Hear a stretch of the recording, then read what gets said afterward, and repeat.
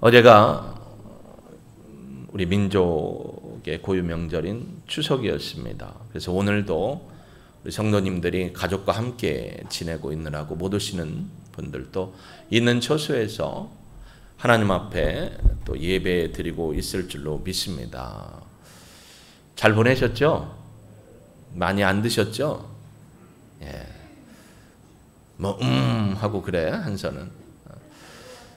여러분 가족이 함께 예배 드릴 수 있는 것은 축복입니다. 아마 제가 알기로는 오늘 시골집에 가서 어머니에게 복음 전도하고 또 함께 가족 예배 이렇게 이 예배에 참여하려고 의도하시고 준비하시고 실행하신 분도 계십니다. 너무나 축복하고 또 이 자리에는 계시지 않지만 계신 곳에서 하나님의 이름을 부르며 나아가는 우리 여러분도 주의 이름으로 축복합니다.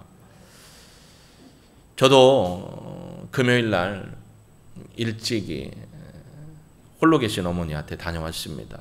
지난주에 형님네 가족이 왔다 가서 아무래도 명절인데 어머니 혼자 계시면 또 섭섭하실 것 같고 또 외로우실 것 같아서 일찍 갔다가 어제 아침 먹고 또 일찍 출발해서 교회에 잘 도착을 했습니다. 갔다가 저희 선친 돌아가신 아버지 병환으로 힘들 때도 또 지금 홀로 계시는 어머니 계신데도 늘 둘러보시고 챙겨주시고 또 음식이니 뭐니 이렇게 가져다 주시는 장로님 부부가 계셔요. 그분들도 연세가 좀 많이 되시거든요.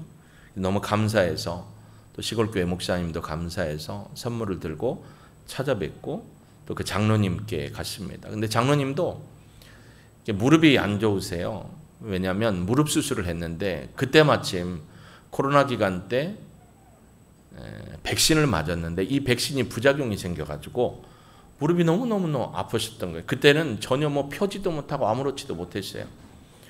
그래서 기도해 드리려고 했더니 평생에 이 가래나 기침이 별로 없으셨던 분인데 여지껏 가래와 기침으로 고생하고 계시고 제일 어려운 게 후각을 잃어버렸다라고 말씀을 하시더라고요.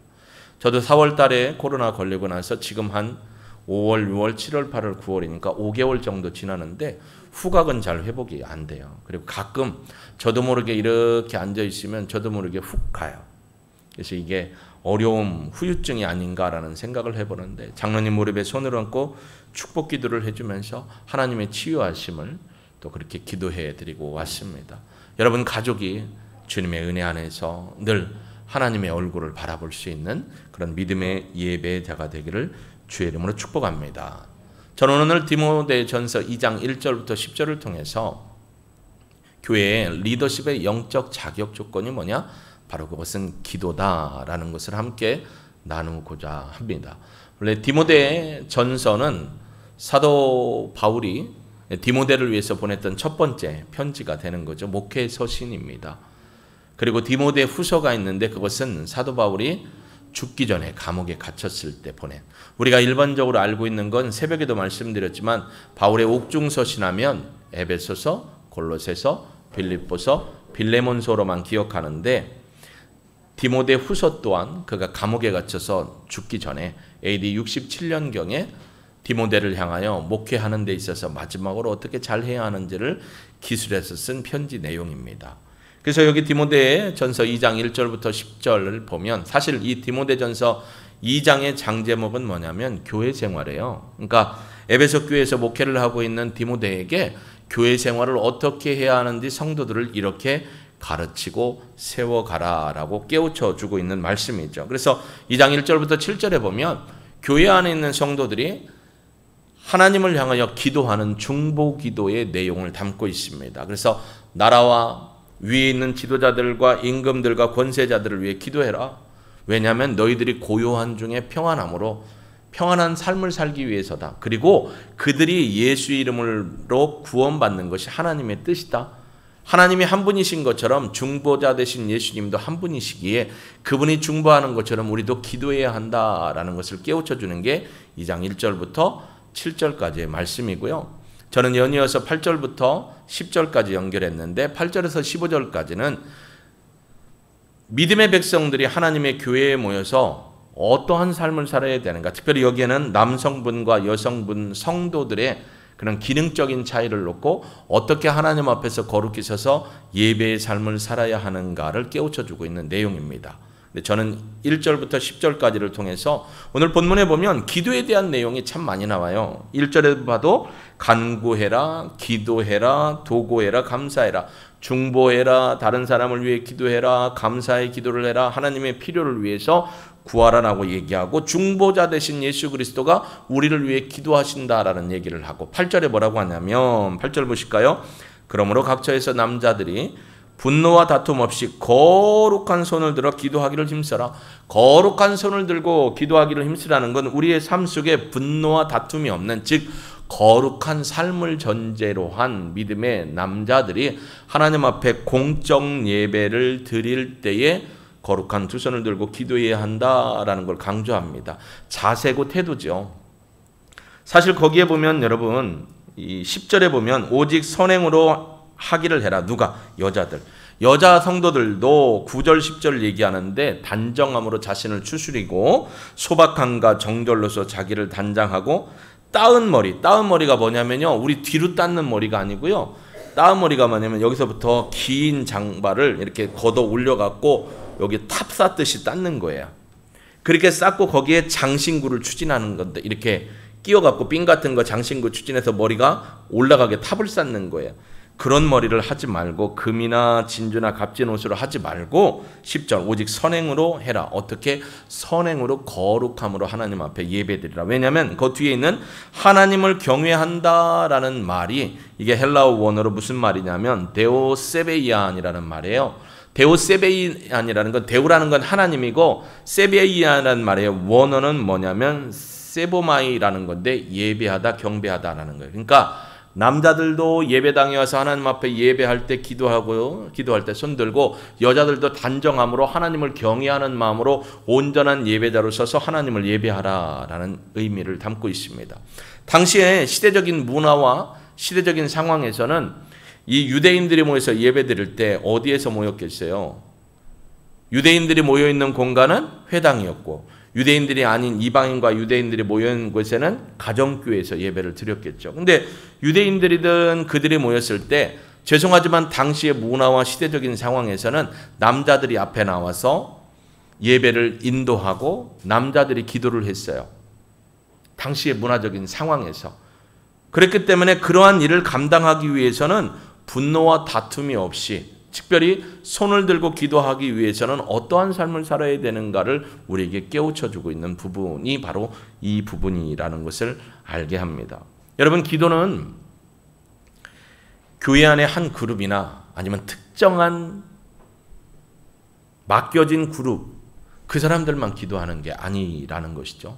기도는 우리의 호흡입니다. 모든 그리스도인들, 여러분이 예수의 이름으로 부름받은 그리스도인이라면 여러분들은 늘 하나님 앞에 기도해야 될 의무가 있고요, 하나님이 여러분에게 부어주시는 그 성도의 특권으로서의 기도의 삶을 살아가야 한다라는 것을 우리는 알아야 합니다. 그렇기 때문에 기도는 개인의 영적인 호흡입니다. 여러분, 우리가 호흡을 하지 아니하면 어떻게 될까요? 죽죠. 마찬가지로 우리가 기도하지 아니하면 영적으로 죽음에 이르게 된다라는 거죠. 그걸 다른 말로 좀 얘기하면 고사, 말라, 비틀어져 없어지게 된다라는 거예요. 근데 이게 개인만이 아니라는 거예요. 개인만이 아니라 교회 공동체의 모든 교회 공동체도 기도를 통해서 하나님 앞에 호흡하는 일을 한다라는 거예요. 그러니까 개인만 기도하는 게 아니고 교회 공동체가 기도해야 한다라는 거예요. 작년에 하나님이 제게 주셨던 마음 가운데 2022년 기도의 중점 사역을 할 수 있도록 한 게 교회가 기도로 하나님 앞에 온전히 서야 한다는 강력한 마음을 주셨기 때문에 믿음으로 선포하고 여러분과 함께 매달 첫째 주에 기도를 하고 있습니다. 지난주에는 제가 아시아 태평양 침례교 대회를 참석을 했어요. 그래서 지지난주에 이틀 제가 인도하고, 그 다음에 요번 주, 지난주에 월화는 우리 박성기 목사님이 인도하셨어요. 제가 대회에 있으면서도 우리 중보기도 톡을 열어서 거기에 올라오신 기도 현황을 이렇게 보여줬어요. 거기에 계속 몇 분이나 들어오는지 실시간으로 확인하고 영상에. 근데 참 더 좋았던 건 제가 인도할 때보다 박 목사님이 인도할 때 사람들이 더 많이 왔다는 거예요. 영상으로도 많이 들어오고. 야, 그 은혜다. 왜냐하면 목사님이 찬양의 은사가 있고 그 음성을 통해서 나오는 그 사람의 영혼을 변화시키는 게 있어요. 그래서 혼자 생각하기를 야 내년부터는 목사님이 기도회를 그냥 12달 다 인도하게 할까? 이거는 갑질이죠. 그래서 그건 안 될 것 같고 그래서 참 은혜를 저도 받았어요. 기도를 해야 하는 이유가 바로 여기 있다라는 거죠. 여러분 기도는 우리가 하지 않으면 어떻게 되냐? 숨이 막혀 죽습니다.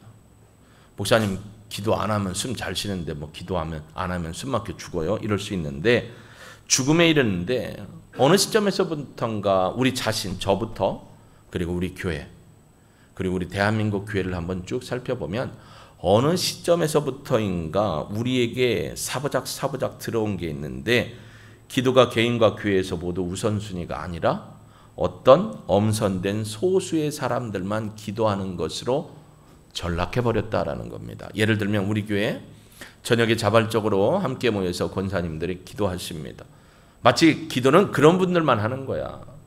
기도는 목회자들만 하는 거야. 라는 식으로 우리의 기도관이 자꾸 흐려지고 있는 것을 봅니다. 물론 우리의 삶 속에서 우리가 서 있는 일터에서 우리가 있는 가정에서 기도하는 것 당연하죠. 그러나 교회 안에서도 함께 이러한 기도하는 사명들을 감당하는 건 우리에게 주어진 의무이고 특권이라는 것입니다. 저나 여러분이나 신앙 앞에서 우리의 삶에 있어서 신앙의 우선순위, 즉 기도가 어디에 있는지 잠시 한번 생각해 보시겠어요? 물론 어떤 분은 예배가 우선순위일 수도 있어요.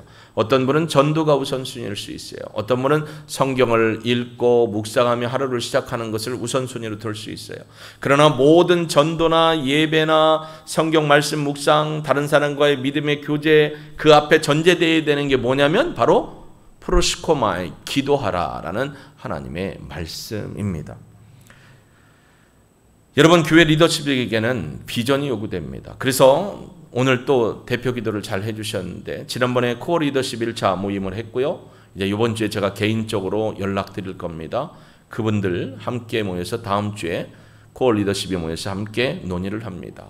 왜냐하면 2023년을 바라보면서 우리 교회에게 하나님이 주시는 비전, 어떻게 건강하고 어떻게 아름다운 교회로 세워갈 수 있는가에 대한 물음과 거기에 대한 순종함과 거기에 대한 실천함이 우리에게 요구되기 때문에 함께 모여서 논의를 하게 되고 10월 달부터 함께 교육하고 함께 배워가고 11월 달에 목표와 실행 전략을 짜고 12월 달에 그걸 놓고 집중적으로 기도해서 1월 첫날부터 함께 동역을 해 나가게 될 것입니다. 여러분 왜 리더십에게 비전이 요구될까요? 그 비전은 어디로부터 올까요? 여러분 비전은 하나님으로부터 오는 겁니다. 교회에 대한 특별히 리더십들에게 주시는 하나님의 비전을 위해서 우리는 기도해야 합니다. 어디서 그걸 받을까요? 말씀을 읽다가 비전을 받기도 해요. 근데 기도 가운데 하나님의 친밀한 은혜 안으로 들어갔을 때 하나님의 그 비전을 우리가 공유하게 하고 비전을 위해서 기도하며 비전을 이루기 위해서 또 기도하는 순종함으로 우리가 하나님 앞에 서게 된다라는 것입니다. 저는 저나 여러분이 하나님 앞에 무릎 꿇는 믿음의 삶을 살기를 주의 이름으로 축복합니다. 여러분 디모데 전서에도 교회에 믿음의 직분자를 세울 때 어떻게 해야 되는지 3장에 나오죠. 네, 여러분 초대교회도 보면 교회에 쓰임받을 리더자들을 세울 때 자격 조건이 있었어요. 혹시 기억하시나요?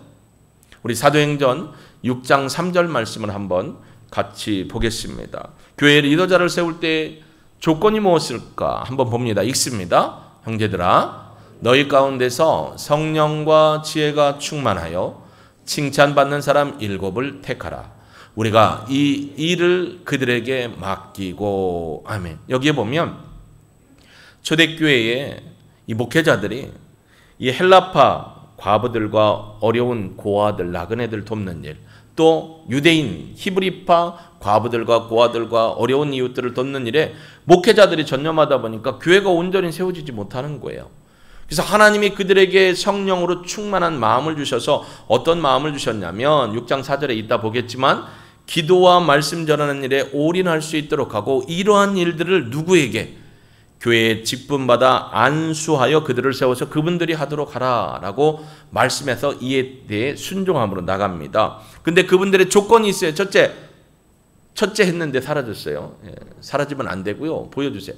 성령이 충만한 사람이어야 돼요. 둘째, 지혜가 충만한 사람이어야 돼요. 셋째, 칭찬받는 사람, 다른 말로 표현하면 인정받는 사람인데요. 교회 안에 성도들로부터 인정받아야 되고, 가정에서 자녀들로부터, 가족들로부터 인정받아야 되고, 지역사회에서도 존귀함 받는 사람이 교회의 리더자들로 세워져야 한다라고 깨우쳐 줍니다. 그런데 이거보다 더 중요한 게 뭐냐면 그분들이 하나님 앞에 믿음으로 무릎 꿇고 겸손함으로 기도해야 한다라고 성경은 계속해서 우리에게 말씀합니다. 제가 말하는 게 아니고 성경이 말씀하고 있는 거예요. The Bible said. 성경이 그렇게 얘기해요. 그래서 이 시대가 우리 교회 안에서 볼 수 있는 실태, 즉 이 시대를 돌아보면 어떤 현상들을 많이 볼 수 있냐면 한번 볼까요? 지난주에 기도회 했을 때도 보면 남자분들이 많았을까요? 여자분들이 많았을까요? 온 사람만 알죠. 남자분들이 많았을까요? 여자분들이 많았을까요? 말 못하는 남자들은 할 말이 없는 거죠. 여자분들이 많아요. 근데 우리 교회뿐만이 아니에요. 대한민국에 특별한 게 뭐냐면 대부분이 여성 성도가 남자 성도보다 많아요. 근데 한 5% 정도 되는 어떤 교회는 남자분들이 여성 성도보다 더 많은 교회도 있어요. 근데 그게 특별해야 할 게 아닌데 어떻게 특별하게 됐네요. 근데 일반적으로 보면 교회 안에서 남자들보다 여성분들이 더 열심히 기도합니다. 더 열심히 기도를 사모합니다. 더 열심히 하나님 앞에 온전히 섭니다. 여러분, 우리가 한 걸음 더 뒤로 올라가서 하나님 앞에 정직하게 물어보면 일부 교회에서는 오늘날 이러한 상황, 여자들만 기도하고 남자들은 기도 안 하는 이런 일들이 일어납니다. 저희 교회도 몇 년 전에 안수 집사님들 4분 수치했죠. 그때 날카롭게 질문을 받았을 거예요. 뭐라고요? 자, 이제 안수하여 직분 받게 될 건데 죄송한데 이건 꼭 확인하고 넘어가겠습니다. 자, 기도 생활은 얼마나 하시나요? 말씀은 1년에 몇 번씩 읽으세요? 이거 그래서 그게 막 어리둥절하고 이렇게 말을 못하니까 이분들 다시 바꿔야겠는데요. 농담으로 얘기했지만 그건 진심이었어요. 기도 생활을 얼마나 하고 계십니까? 성도들 앞에 보여주는 믿음의 기도뿐만 아니라 개인의 삶 속에서 일터에서 드리는 기도. 그러나 보편적으로 성도들과 인정받으려면 교회가 공식적으로 하는 기도의 모임에 얼마나 참여하고 계십니까? 라는 걸 묻는 거죠.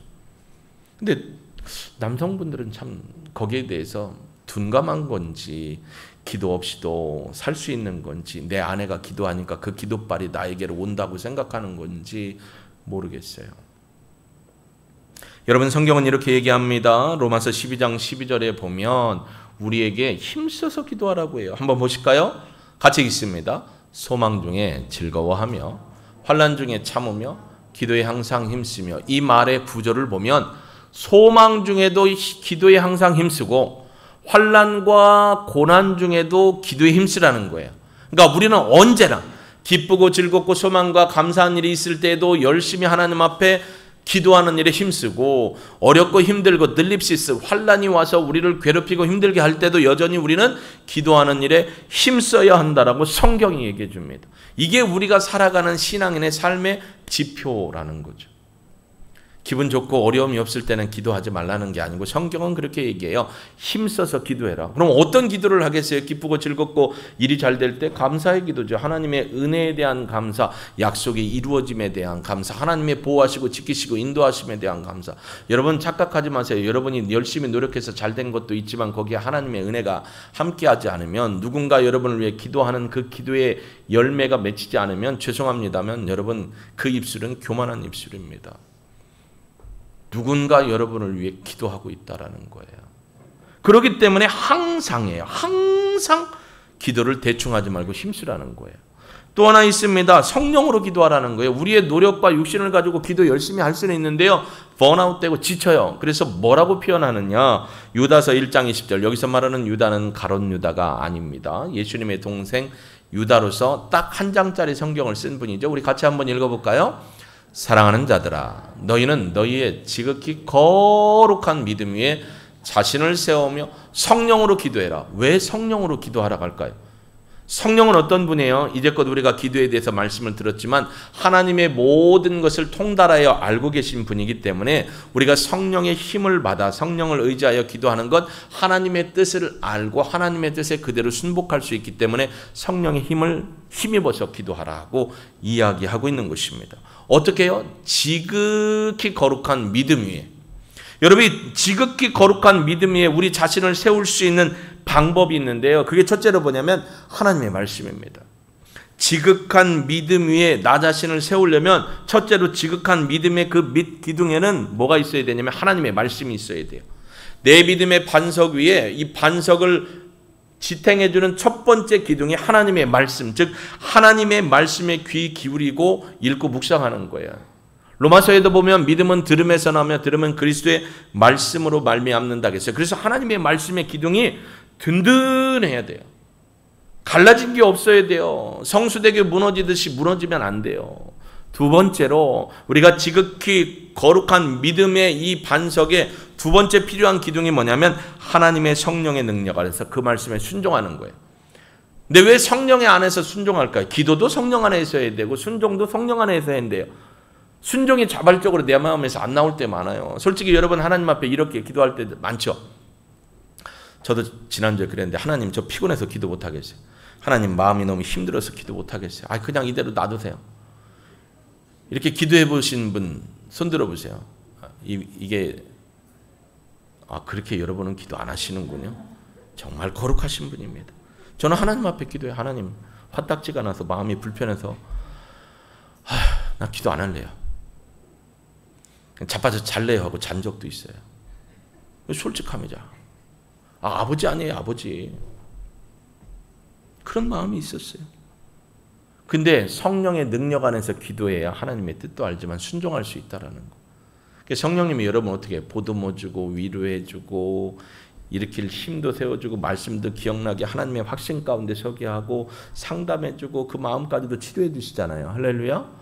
그러니까 그분의 순종함을 따라서 순종할 수 있는 거예요. 그리고 세 번째 하나의 기둥이 더 있는데 그게 뭐냐면 하나님께 기도하는 것. 다른 말로 표현하면 매일 하나님과 대화하는 것이 지극히 거룩한 믿음의 반석으로 세워질 수 있습니다. 말씀의 기도, 하나님의 성령에 의해서 말씀을 순종함, 그리고 하나님과의 대화함. 여러분 이것이 우리에게 필요한 겁니다. 물론 삶의 자리에서 하나님 앞에 이야기하듯 대화하는 기도도 필요해요. 그게 우리의 삶의 터전에서 우리를 지탱하는 힘이 될 수 있어요. 그러나 하나님 앞에 골방에 들어가서 하나님 앞에 간절함으로 기도하는 그 기도의 시간이 규칙적으로 드리는 기도의 시간이 누구에게나 필요하다라는 걸 우리는 알아야 될 줄로 믿습니다. 여러분 그렇기 때문에 본질적으로 모든 성도 저뿐만 아니라 우리 모든 성도들은 기도에 힘쓰라는 권면을 받아야 되고요. 그렇기 때문에 하나님의 말씀에 근거를 두고 성령의 능력에 힘입어서 하나님의 뜻을 구하고 하나님의 뜻에 순복할 수 있는 믿음의 순종함을 위해 기도의 깊이 안으로 들어갈 수 있기를 주의 이름으로 축복합니다.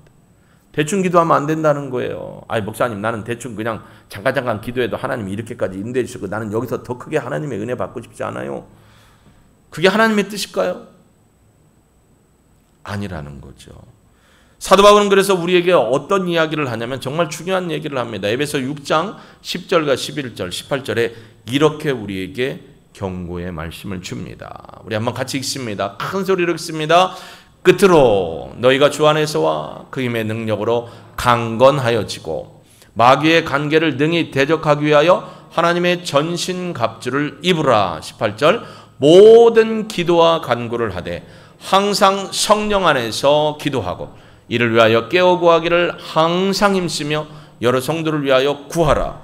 결국 에베소 6장 10절 11절 그리고 18절 말씀에서 우리에게 요구하는 건 기도로 하나님 앞에 무장하라라는 겁니다. 여러분 에이든 토저 제가 여러 번 설명드렸던 목사님 있죠. 에이든 토저 목사님. 그 목사님이 현대 우리 한국 교회뿐만 아니라 영국의 교회 또 전 세계의 교회들에서 일침을 놨는데 한번 들어보시겠습니까?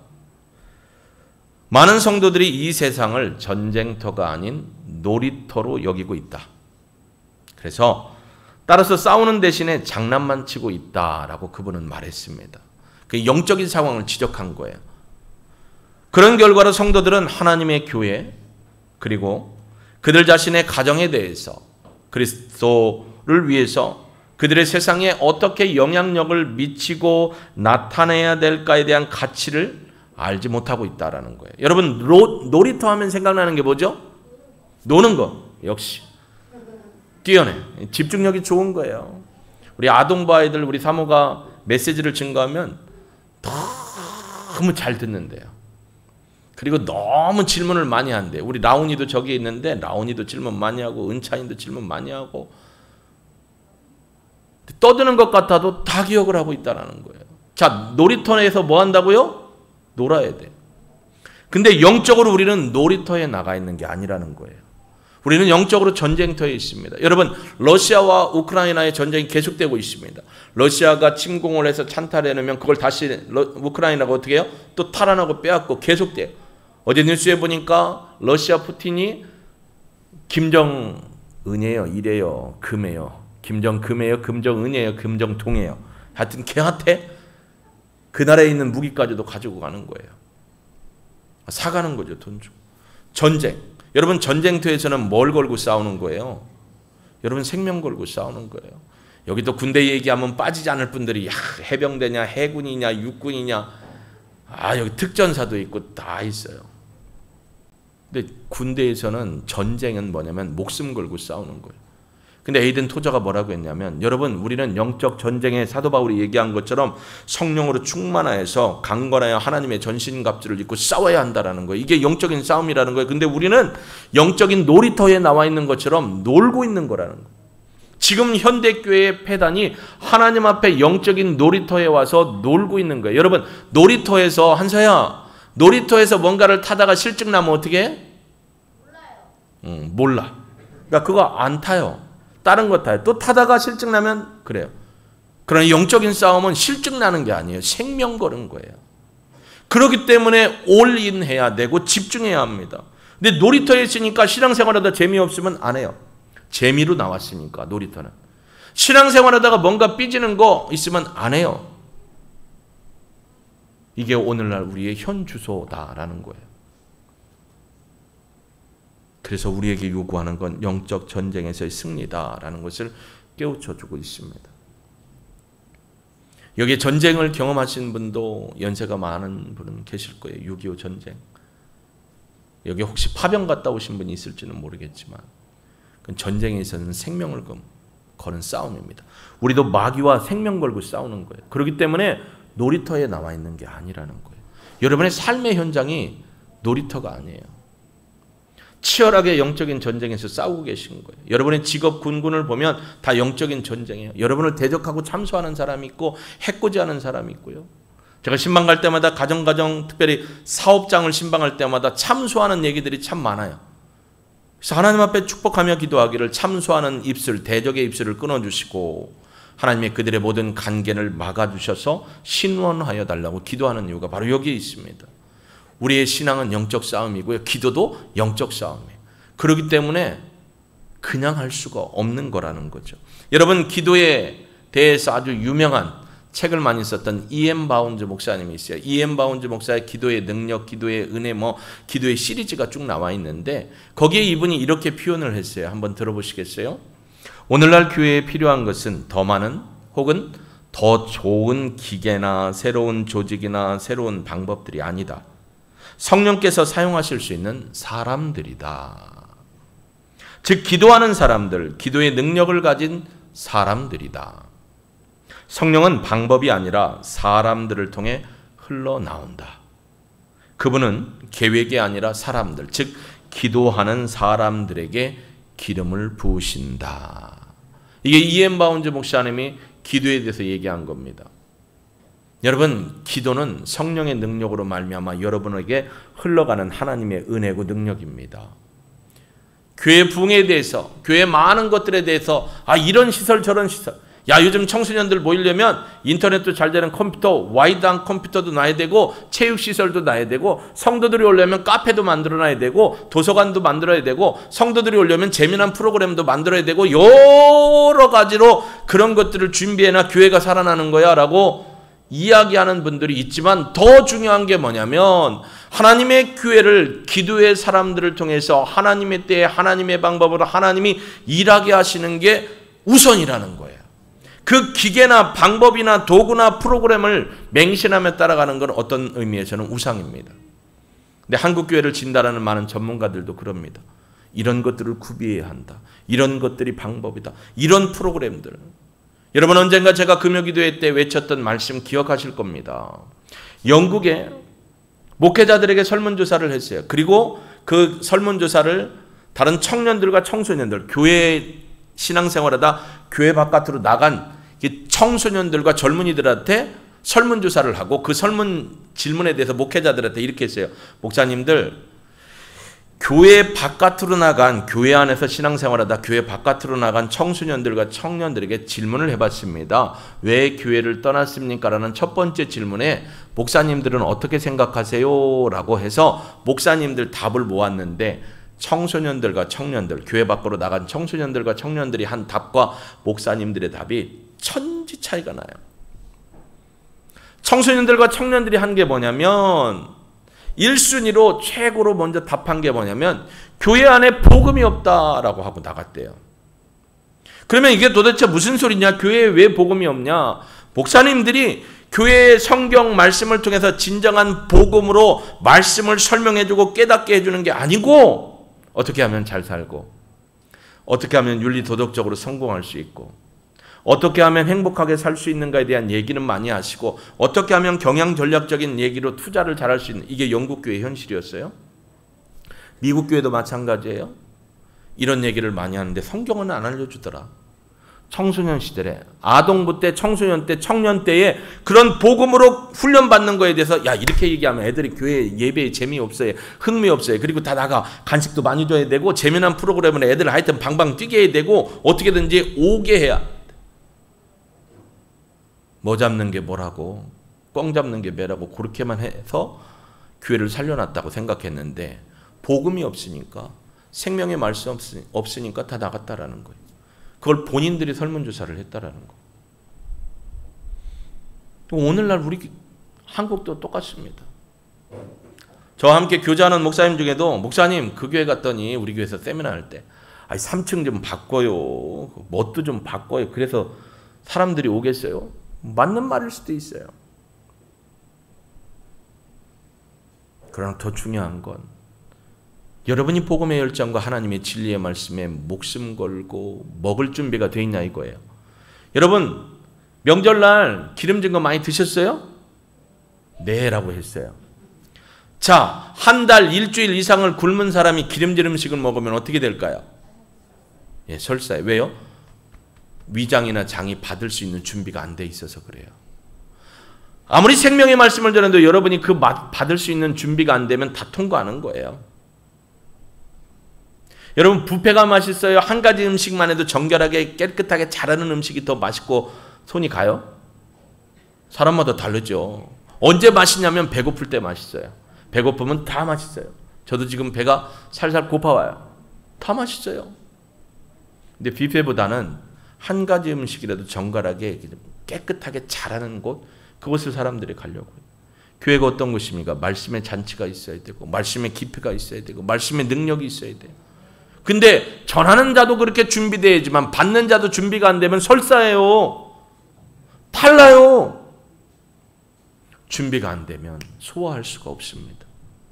그렇기 때문에 이엠 바운즈랑 에이든 토저 목사님이 강력하게 외치는 건 기도로 하나님의 말씀을 알고 기도로 하나님의 말씀에 순종하고 기도로 하나님과의 온전한 대화를 통해 믿음의 건강한 기초와 반석을 세워야 한다라는 것입니다. 사실 저는 참 부끄럽습니다. 예전에 프란시스 세퍼 같은 목사님들은 자연에 가서 기도를 했어요.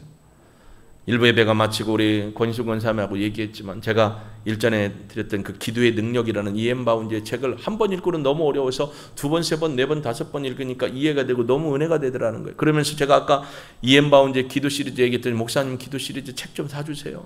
사모함이 있는 거예요.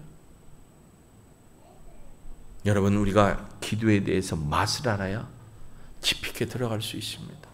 교회 모든 리더십들에게 하나님이 원하는 건 기도하는 무릎입니다. 그래서 베드로전서 5장 6절에도 우리 모든 자들에게 뭘 외치느냐 한번 읽어볼까요? 베드로전서 5장 6절입니다. 시작.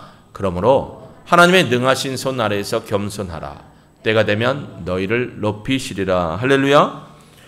우리는 하나님을 더 신뢰하고 의지하는 방법 대신에 다른 장치, 기계, 프로그램, 도움들을 더 의지하는 것 같습니다. 사실 우리는 기본적인 걸 다 구닥다리로 여기는 경우가 많아요. 그죠? 뭔가 새로운 것들이 오면 항상 와 하는데 기본적인 걸 구닥다리로 여기니까 더 열심히 안 해요. 여러분, 신앙은요, 사도행전 6장 4절에 있는 것처럼 아까 사도행전 6장 3절에 교회 일꾼을 세울 때 리더십들에게 필요했던 게 뭐였어요? 해볼까요? 성령이 충만해야 되고 지혜가 충만해야 되고 뭐라겠죠? 칭찬받는 사람이어야 됐죠. 그러나 이러한 사람들에게도 필요한 게 뭐냐면 6장 4절에요. 같이 읽어봅니다. 우리는 오로지 기도하는 일과 말씀 사역에 힘쓰리라. 이게 사역자들이 외쳤던 거예요. 그러나 안수받은 분들도 기도와 말씀에 전념해야 되고 하나님의 백성인 성도인 저와 여러분 모두도 하나님의 기도와 말씀에 전념하는 것이 필요합니다. 그래야 하나님의 비전이 나의 비전이 되고 나의 꿈이 되고 할렐루야, 하나님의 꿈이 나의 비전이 되고 예수님의 성품이 뭐가 돼요? 우리의 인격이 되는 거. 성령님의 능력이 나에게 와서 하나님의 일을 감당할 수 있습니다. 여러분, 우리는 영적 전쟁터에 나와 있어요. 놀러 온 것이 아니에요.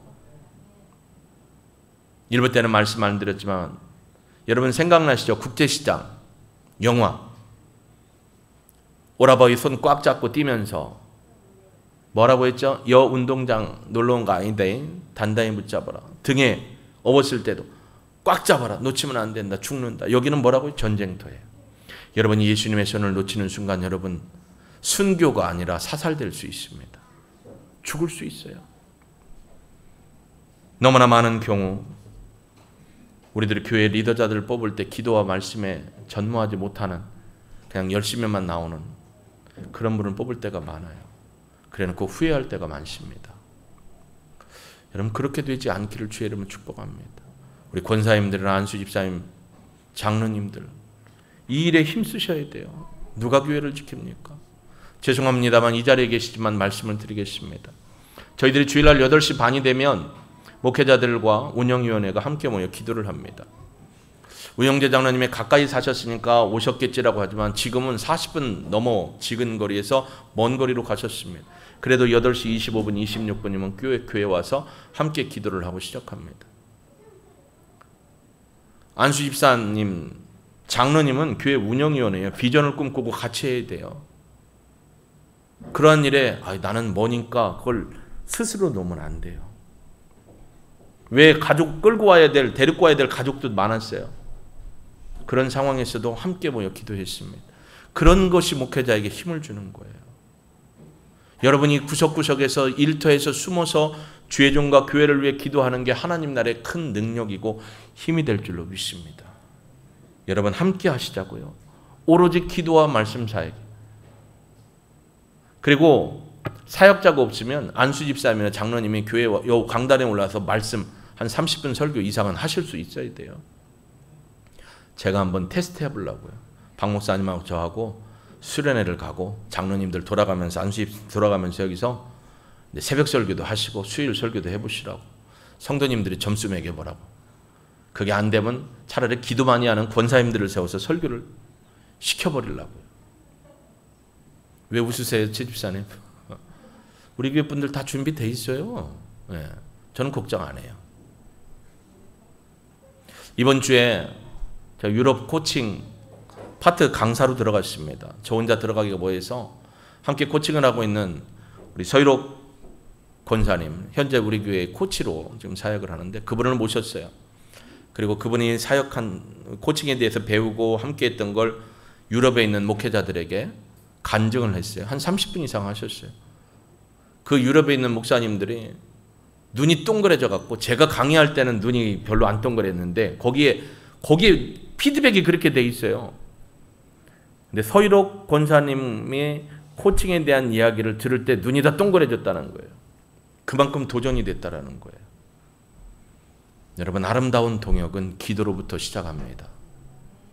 여러분의 기도와 여러분이 하나님께 대한 온전한 믿음이 하나님이 여러분을 사용하시도록, 그래서 하나님의